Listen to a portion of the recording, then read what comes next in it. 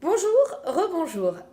Nous allons déguster un Beaujolais laine de domaine Sangouar.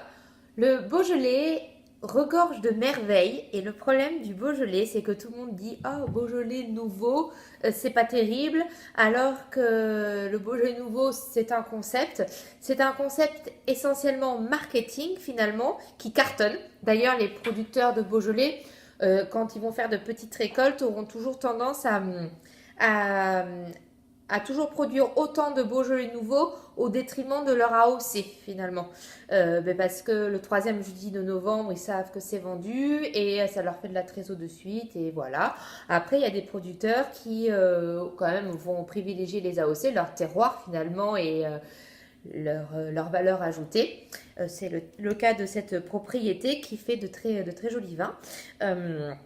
Aussi, voilà, le Beaujolais, faut pas hésiter à y aller. Il y a de belles choses, il y a de très jolies appellations.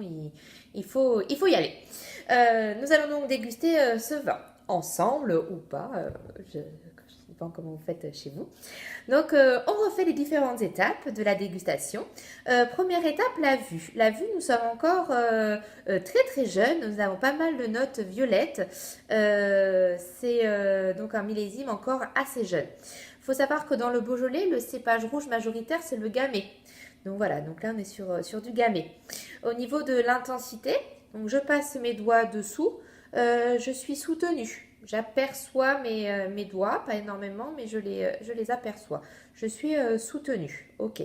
Ensuite, au niveau de la brillance, je brille bien, je suis brillant.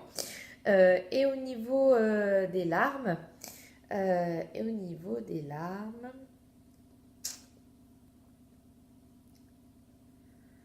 je coule.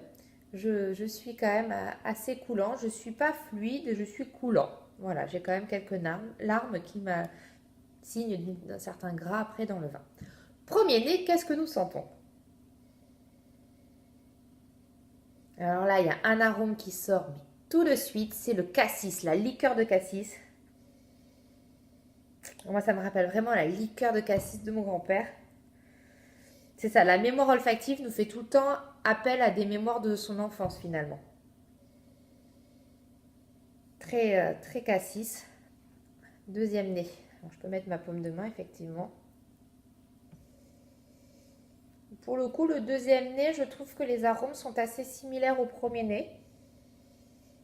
Voilà, effectivement, le côté cassis est moins présent et encore, moi je vois pas trop de différence entre le premier et le second nez. Donc pour moi, ce vin, il faut le laisser donc en bouteille, pas besoin de le carafer. Donc nous allons goûter maintenant et grumer et compter les caudalie.